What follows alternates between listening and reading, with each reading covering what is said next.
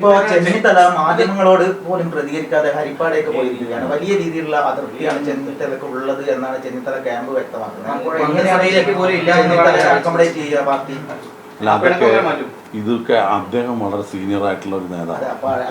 അദ്ദേഹത്തിന്റെ അഭിപ്രായമോ അദ്ദേഹത്തിന്റെ കാര്യങ്ങൾ അദ്ദേഹത്തിനോടൊക്കെ ചോദിച്ചിട്ടുണ്ട്, അദ്ദേഹത്തിനോടൊക്കെ ചർച്ച ചെയ്തിട്ടുണ്ട് എന്നാണല്ലോ നമ്മളൊക്കെ കാണുന്നത്. ഇനി ബാക്കി കാര്യങ്ങളൊക്കെ തീരുമാനിക്കേണ്ടത് ഇടപെടേണ്ടതും അങ്ങനെ എന്തെങ്കിലും ഉണ്ടെങ്കിൽ അതൊക്കെ പരിഹരിക്കാൻ ഉത്തരവാദിത്തപ്പെട്ട ഹൈക്കമാൻഡ് ഉണ്ട്. അതൊക്കെ അത് ചർച്ച ചെയ്തുകൊണ്ട് ഇപ്പൊ അതൃപ്തി കാണിക്കേണ്ടെന്നും പറയില്ല. അതൊക്കെ അദ്ദേഹത്തിന്റെ അഭിപ്രായമാണ്. അങ്ങനെ വല്ലതും ഉണ്ടെങ്കിൽ അതൊക്കെ പരിശോധിക്കേണ്ടത്, അതിനൊക്കെ മറുപടി പറയേണ്ടതും ഉന്നത നേതൃത്വമാണ്. അതൊക്കെ എല്ലാം നല്ല രീതിയിൽ അതൊക്കെ പരിഹരിക്കും. നിങ്ങളെ എന്തായാലും ആശങ്കപ്പെട്ട നിങ്ങൾക്ക് എല്ലാവർക്കും കേരള സമൂഹത്തിനുമൊക്കെ ഏറ്റവും നല്ല ഒരു തീരുമാനം വന്നിരിക്കുകയാണ്. നിങ്ങളെല്ലാവരുടെയും സപ്പോർട്ട് ഉണ്ടാക്കുക.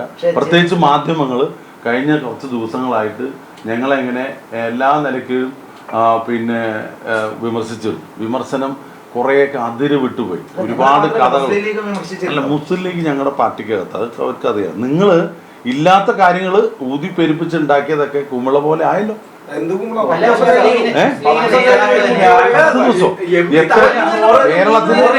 കേരളത്തിൽ ഒരു നിങ്ങൾ പത്രപ്രവർത്തനത്തിന് സീനിയോറിറ്റി ഞാൻ ചോദ്യം ചെയ്യുന്നില്ല. പക്ഷെ നിങ്ങൾ ചരിത്രം നോക്കണം.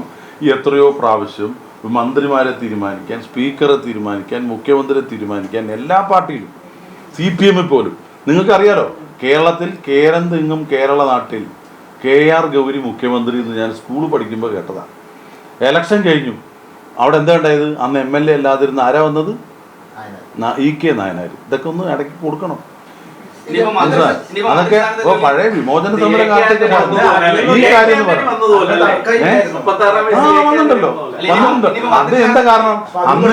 അന്ന് മുഖ്യമന്ത്രി രാജിവെക്കേണ്ട സാഹചര്യം ഉണ്ടായിട്ടാണ്. ഇതല്ല. ഒരു മിനിറ്റ്, MLA മാരുണ്ടായിരുന്നു അന്ന്, നമ്മളൊന്നും ഇല്ലല്ലോ. അതായത് ഇപ്പത്തെ വിഷയം എന്താ അറിയോ? ഇപ്പത്തെ വിഷയം EK നായനാര് ഇതേപോലെ MLA അല്ല. അന്ന് കേരളം മുഴുവൻ ഒരാളെ മുഖ്യമന്ത്രിയാക്കുന്നു. ആര് പ്രചരിപ്പിച്ചു? ആ പാർട്ടി പ്രചരിപ്പിച്ചു. ഇതൊന്നും കേരള സംസ്ഥാനത്തുള്ള പഴയ ആളുകൾ മറക്കില്ല. ചരിത്രം ഇതൊക്കെ ഉണ്ട് എന്ന് പറഞ്ഞു എന്നുള്ളൂ. അത് നമ്മൾ ആവർത്തിച്ചിട്ടില്ല. അതൊക്കെ വേണ്ടി വരും അവകാശം. അതായത് നിയമപരമായിട്ട് ഞാൻ നേരത്തെ പറഞ്ഞു, നിയമപരമായിട്ട് മുഖ്യമന്ത്രിക്ക് സത്യപ്രതിജ്ഞ ചെയ്യാനുള്ള ദിവസം ഇനിയും ധാരാളം ബാക്കി നിൽക്കുകയാണ്. അത് ഭരണഘടനയിലുള്ളതാണ്. ആ ഭരണഘടനാപരമായ അവകാശം